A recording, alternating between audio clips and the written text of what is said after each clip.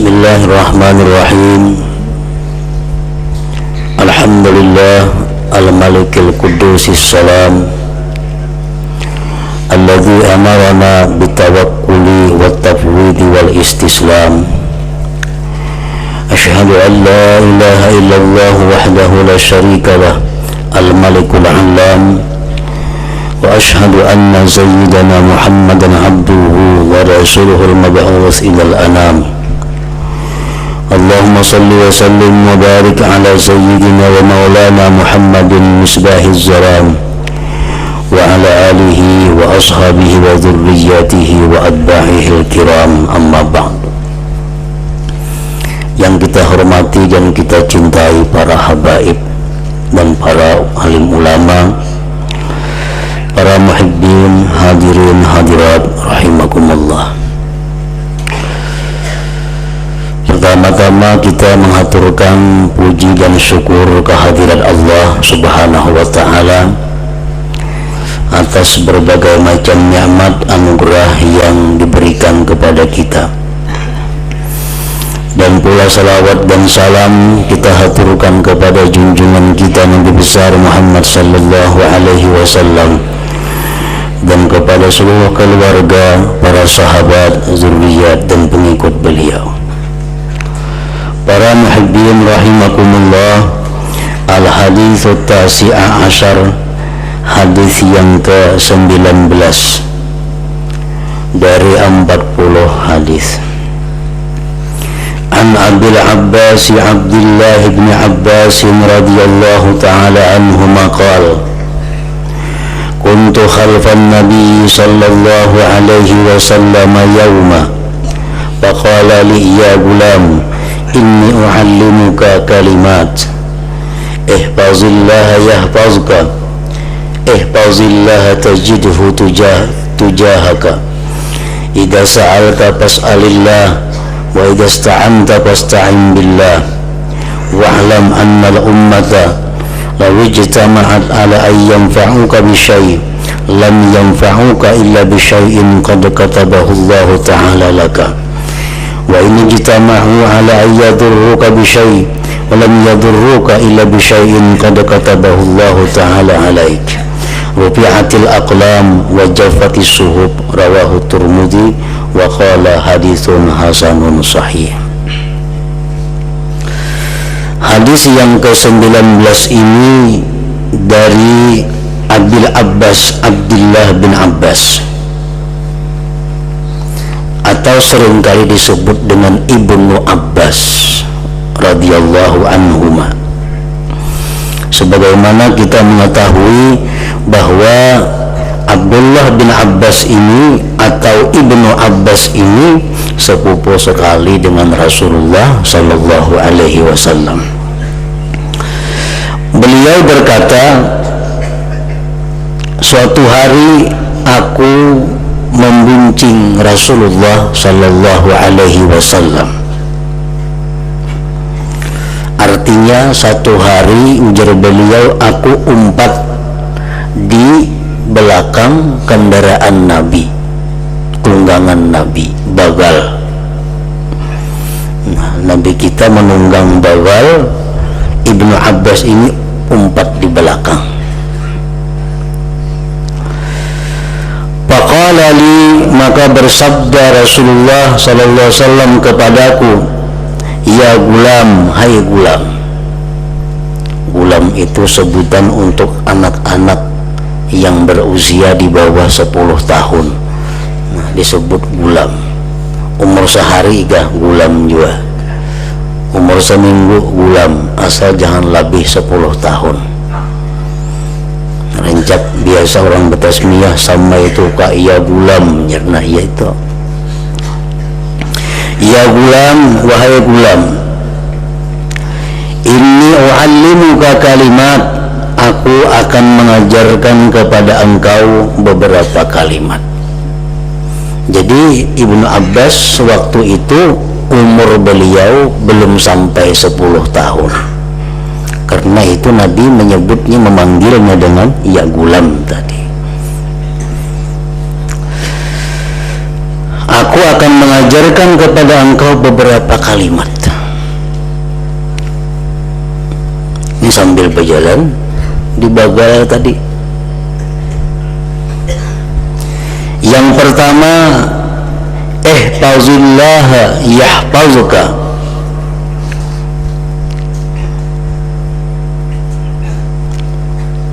Ihfazillah yahfazuka. Artinya,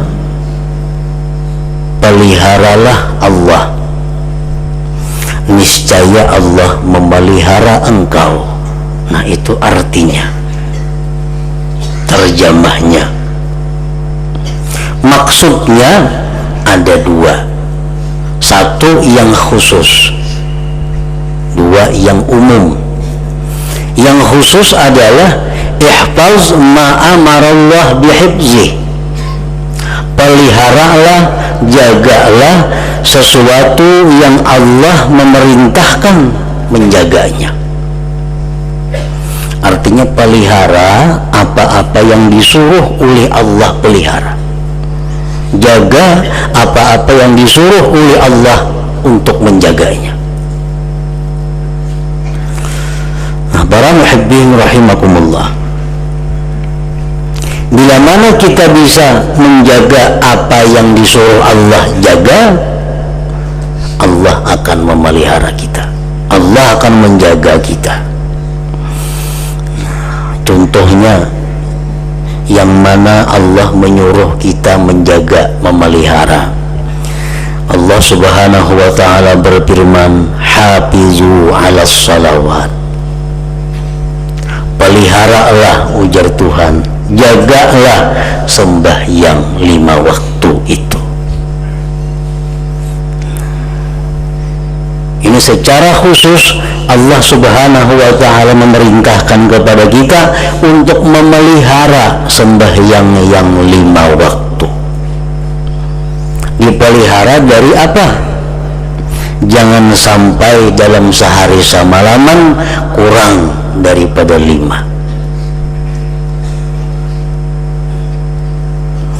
Jangan sampai sembahyang 5 waktu itu dikerjakan di bukan waktunya.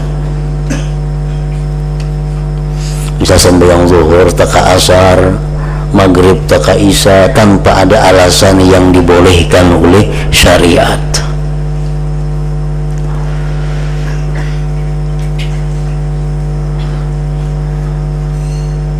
Hafizu ala salawat, peliharalah sembahyang yang 5 waktu itu, jangan sampai kurang, jangan sampai keluar waktunya. Rasulullah sallallahu alaihi wasallam bersabda, man hafaza 'alaiha kana lahu indallahi ahdun ayyudkhilahul jannah. Ujar Nabi kita, siapa yang menjaga sembahyang 5 waktu, dia dapat jaminan dari Allah masuk surga. Asal 5 waktu dijaga, jangan sampai tertinggal, jangan sampai tak keluar daripada waktunya. Nah, para muhibbin rahimakumullah, ini menunjukkan bahwa betapa pentingnya, utamanya itu sembahyang di dalam ajaran agama kita. Allah subhanahu wa ta'ala memerintahkan kita sembahyang salat 5 waktu dengan berbagai macam kemudahan, keringanan. Yang penting kita bisa sembahyang. Kadang-kadang sembahyang berdiri, berduduk, kadang-kadang berduduk berhiring, kadang-kadang bertilantang, macam-macam, asal sembahyang. Nah, dalam perjalanan jangan sampai kada sembahyang, karena 4 rakaat dibolehkan 2, waktunya jadi 1 digabung zuhur asar, asal sembahyang. Nah, ini pentingnya sembahyang itu. Jangan sampai sembahyang itu kurang, jangan sampai sembahyang itu diqadha.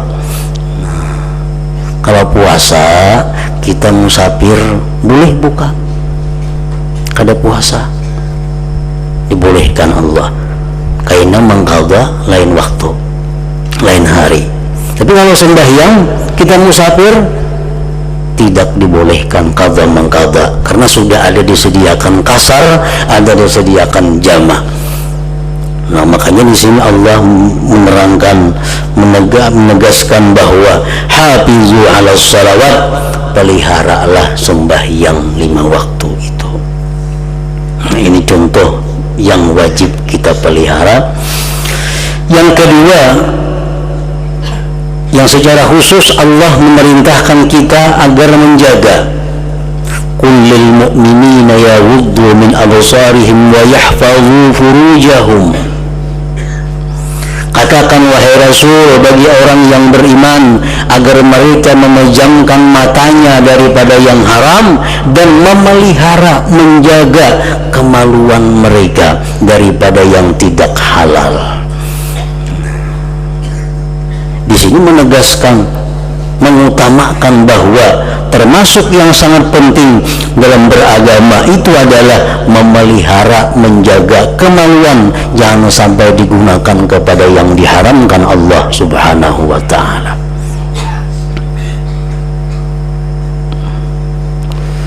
Seperti contohnya zina. Zina laki-laki dengan perempuan. Yang diharamkan lagi liwat. Liwat itu laki-laki dengan laki-laki. Yang diharamkan lagi sihak. Sihak itu perempuan dengan perempuan. Nah, Allah menegaskan secara khusus dalam Al-Quran agar kita menghindari itu, menjaga kemaluan kita jangan sampai digunakan kepada yang dilarang Allah Subhanahu wa ta'ala. Rasulullah sallallahu alaihi wasallam bersabda, man hafiza ma baina lahyaihi wa ma baina rijlaihi dakhala al-jannah.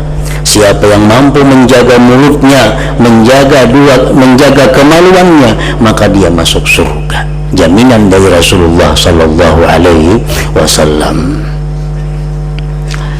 Nah, para muhibbin rahimakumullah, para ulama mengajarkan kita bagaimana cara kita menjaga kemaluan kita jangan sampai digunakan kepada yang diharamkan. Satu caranya adalah dimulai dengan menjaga mata. Dimulai dengan menjaga mata. Makanya sebelumnya Allah berfirman, kullil mu'minin yaghuddu min absarihim. Pejamkan mata dari yang diharamkan Allah.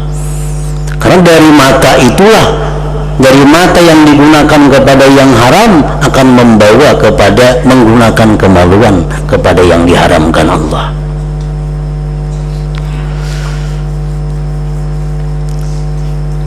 Yang ketiga contohnya yang Allah meminta kita agar dipelihara.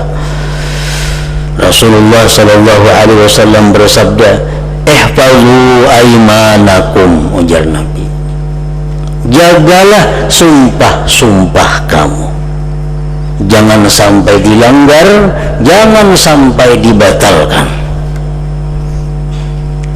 Kita kadang-kadang ada bersumpah, nah pelihara sumpah itu, jangan sampai kita langgar, jangan sampai kita injak-injak sumpah kita, karena itu adalah mengandalkan, mengatasnamakan Allah yang Maha Agung. Sekali kita bersumpah, pertahankan sumpah itu sampai mati. Nah, kecuali kalau kita melanggar sumpah itu ada manfaat yang lebih besar daripada kita mempertahankan sumpah. Nah, itu kita dianjurkan untuk membatalkan sumpah, tapi ada dendanya, ada kafaratnya.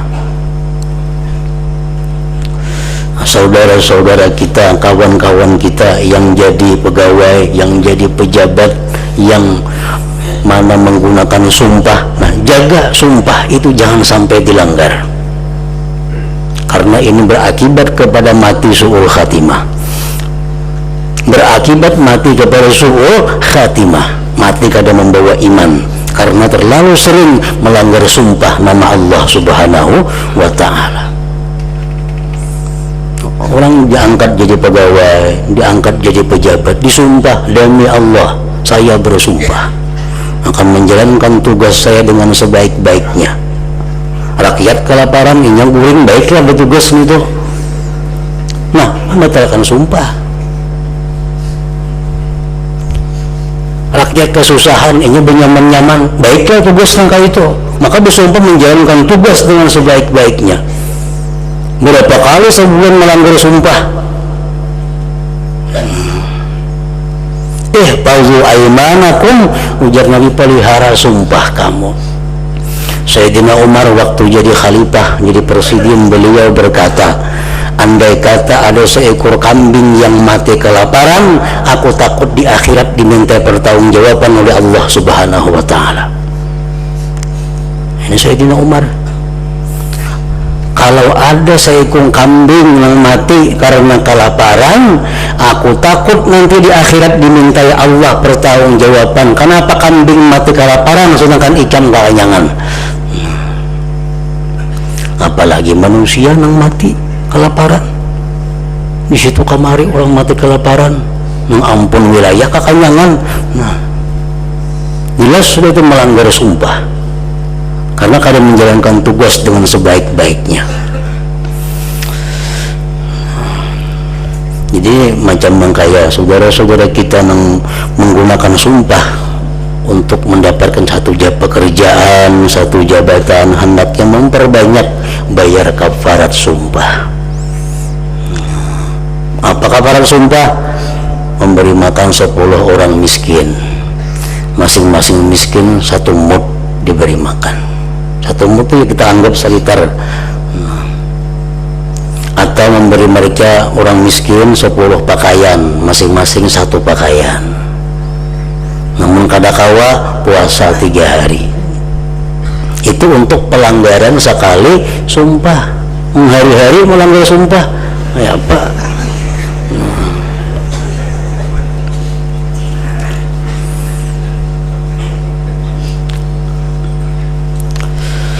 Nah, jadi ini yang dimaksud oleh Rasulullah Sallallahu Alaihi Wasallam. Ihfazillaha, pelihara Allah. Artinya pelihara apa-apa yang disuruh oleh Allah, pelihara. Yahfazka, Allah akan memelihara engkau. Arti engkau itu bukan hanya kita, nafsaka wa ahlaka wa waladaka wa malaka. Allah pelihara engkau, diri engkau, keluarga engkau, anak engkau, harta engkau. Allah pelihara. Dari apa? An kulli syai'in yufsidu imanak, dari tiap-tiap sesuatu yang merusak iman engkau. Allah berikan kita harta yang tidak merusak iman kita. Allah berikan kita anak yang tidak merusak iman kita. Allah berikan kita keluarga, istri yang tidak merusak iman kita. Nah, dijaga oleh Allah. Karena kekayaan itu bisa membawa kebaikan, bisa membawa kejahatan. Kefakiran bisa membawa kejahatan, bisa membawa kebaikan. Kesehatan bisa membawa kebaikan, bisa membawa kejahatan. Nah, setiap Allah memberikan kita sesuatu itu, Allah peliharakan kita daripada yang merusak iman kita. Bala datang kepada kita, tapi bala ini justru menaikkan derajat kita. Allah beri kita harta, harta menaikkan derajat kita di sisi Allah. Nah, itu artinya yahfazka, Allah pelihara engkau. Bila mana kita mampu memelihara yang disuruh Allah pelihara tadi.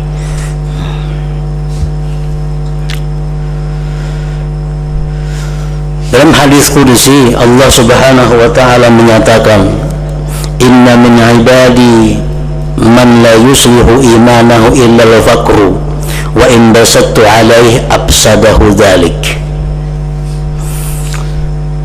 Ini orang-orang yang dipelihara Allah. Ujar Tuhan bahwa sebagian di antara hambaku ada orang yang tidak membaguskan akan imannya kecuali kefakiran.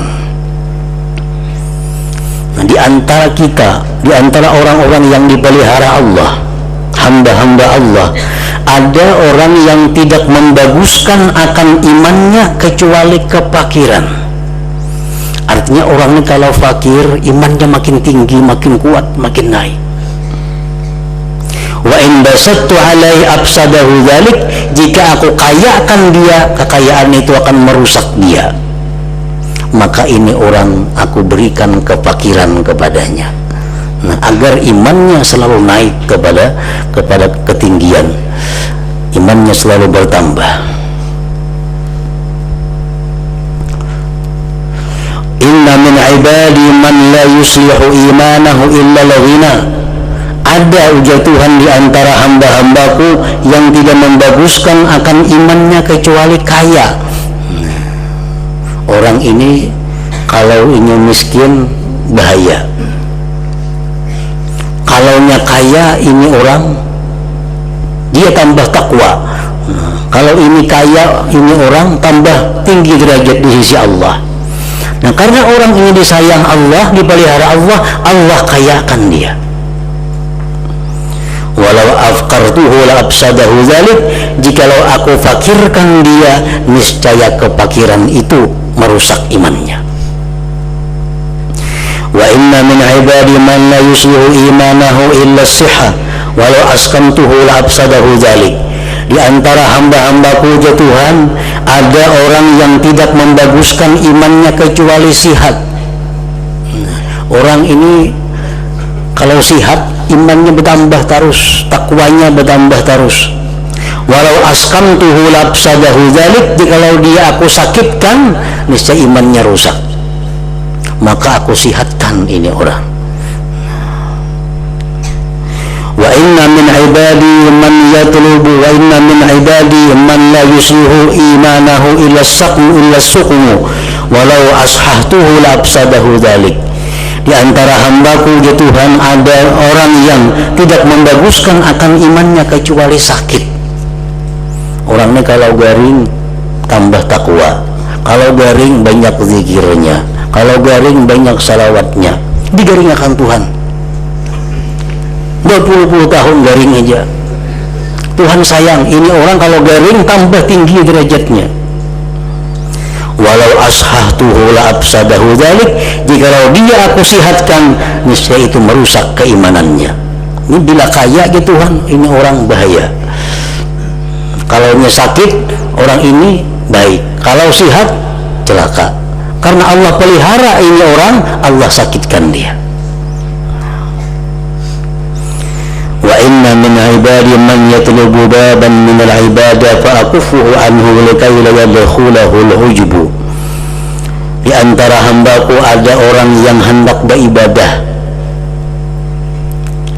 tapi ku tahan ya Tuhan, kada jadi ini beribadah. Kenapa aku tahan? Karena aku tahu kalau ini beribadah, ini akan dimasuki perasaan ujub dan sombong. Itu contoh orang yang dipelihara Allah subhanahu wa ta'ala. Allah selalu menjaga dia, memelihara dia daripada sesuatu yang merusak keimanannya. Ihfazillah, peliharalah Allah, peliharalah yang disuruh Allah pelihara. Yahfazuka, Allah akan memelihara engkau dari sesuatu yang mengganggu, merusak iman engkau. Nah, para muhibbin rahimakumullah,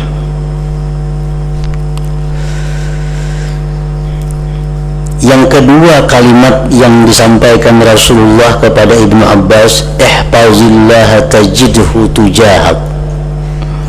Peliharalah apa yang disuruh Allah pelihara, niscaya engkau dapati Allah itu di depan engkau. Allah selalu menolong, Allah selalu membantu, Allah selalu memberikan kita ketenangan, kebahagiaan. Nah, jadi itu pengertian ihfazillah secara khusus. Kita pelihara apa yang Allah suruh pelihara. Kalau secara umum artinya ihfazillah itu ittaqillah, takwalah kepada Allah. Nah, niscaya Allah akan bersama engkau. Yang ketiga, idza sa'alta fas'alillah, bila engkau minta wahai gulam, wahai Ibnu Abbas, mintalah kepada Allah. Jangan minta kepada manusia, jangan minta kepada siapa juga pun, mintalah kepada Allah. Nah, kenapa? Minta kepada Allah. Para ulama menjelaskan, minta itu ada terbagi dua. Ada minta yang mesti kepada Allah, kada boleh kepada selain Allah. Seperti apa contohnya? Minta kesehatan. Ini kada boleh kita lawan dokter minta, wahai dokter sehatakan anakku lah, kada boleh, itu berdosa. Wahai dokter sembuhkan penyakit anakku, itu kada boleh. Pertama kesehatan contohnya. Yang kedua taufik dan hidayah. Nah, itu mesti minta kepada Allah. Yang ketiga contoh kebahagiaan dunia atau akhirat, itu hanya Allah yang bisa membahagiakan kita. Jangan minta kepada selain Allah, minta kepada Allah. Minta kepada selain Allah, kita berdosa. Nah, yang kedua, ada minta kepada Allah tapi dengan maksud kita minta agar Allah memudahkan. Nah, Allah memudahkan itu untuk kita. Kita minta kepada Allah memudahkan urusan kita, walaupun kita minta kepada makhluk. Misalnya kita hendak mengangkat barang atau benda yang berat. Ya Allah, mudahkanlah hamba membawa barang itu. Nah, itu bisa karena Allah mendatangkan orang-orang yang membantu kita mengangkat benda yang berat tadi. Kada boleh kita minta, ya Allah bawakan barang itu ke rumah ulun, kada boleh itu. Nah, Ta'ala ini datang matar ke rumah lah. Nah, ini minta kepada Allah agar dimudahkan membawa sesuatu itu ke tempat. Nah, bisa karena Allah mencarikan orang-orang yang membantu kita, dan kita pun dibolehkan minta bantuan kepada orang lain, asal sebelumnya dulu kita minta kepada Allah kemudahan untuk itu.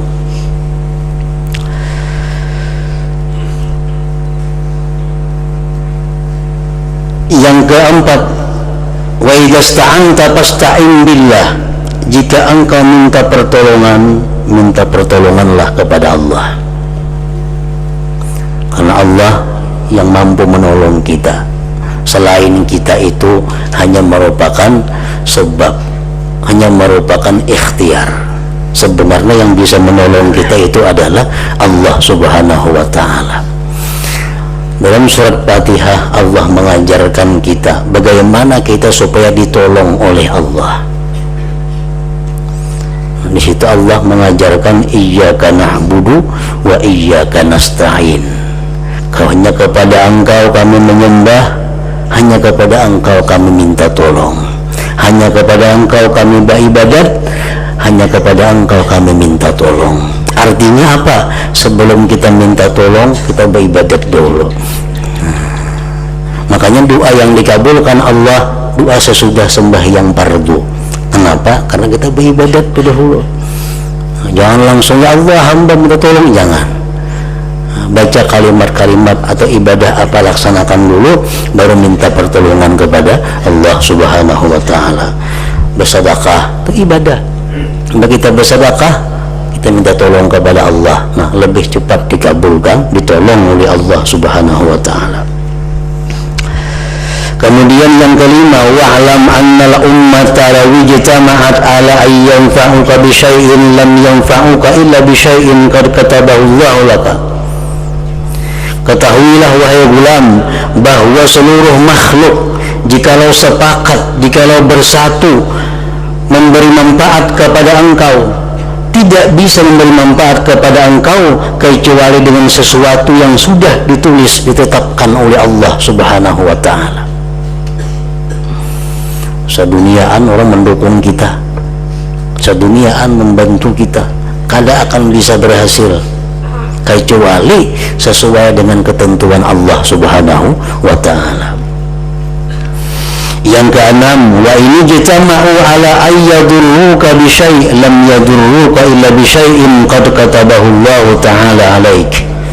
Jikalau sepakat seluruh makhluk ingin memudaratkan engkau, ingin membahayakan engkau, mereka tidak mampu memudaratkan engkau kecuali dengan sesuatu yang sudah ditetapkan oleh Allah Subhanahu wa ta'ala.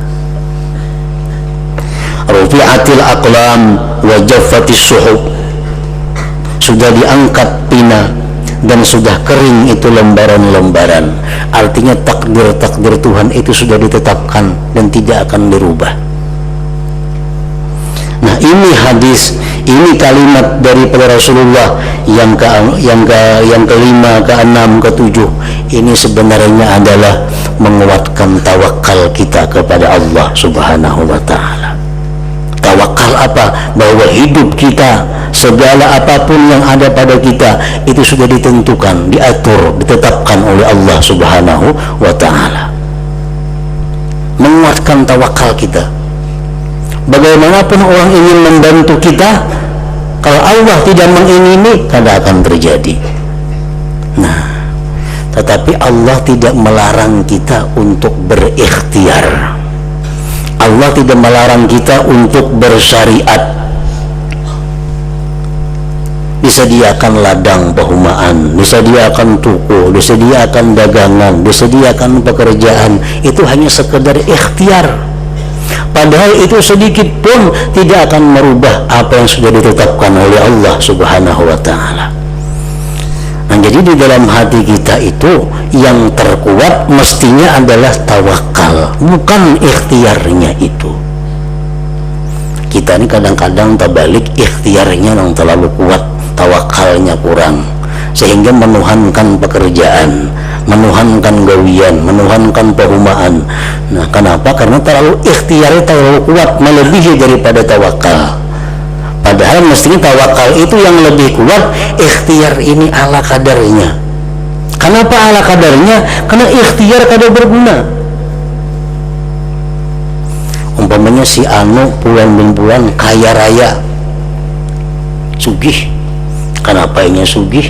Inya berdagang apa, misalnya berdagang beras umpamanya, lalu inya sugih. Padahal andai kata inya kada berdagang beras, guring aja di rumah, ya sugih kayak itu juga inya.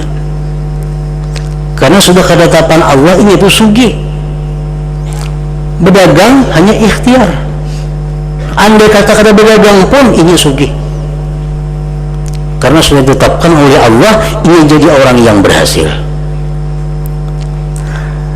Nah, apabila kita menganggap bahwa usaha, ikhtiar itu memberi bekas, nah kita menyekutukan Allah Subhanahu wa ta'ala. Minum obat ini sihat, itu hanya sebabnya. Padahal andai kata kita hari itu kada minum obat, ya sihat juga. Cuma kita disuruh ikhtiar. Allah sudah menetapkan hari ini sihat. Nah, disuruhnya kita mencari obat, minum obat, sihat. Nah, jangan menuhankan obat itu. Nah, jangan terlalu kuat dengan obat itu.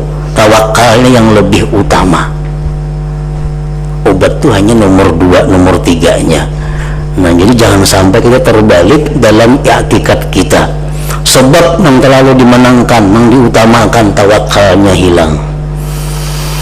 Rasulullah SAW bersabda, ajmilu bitalab.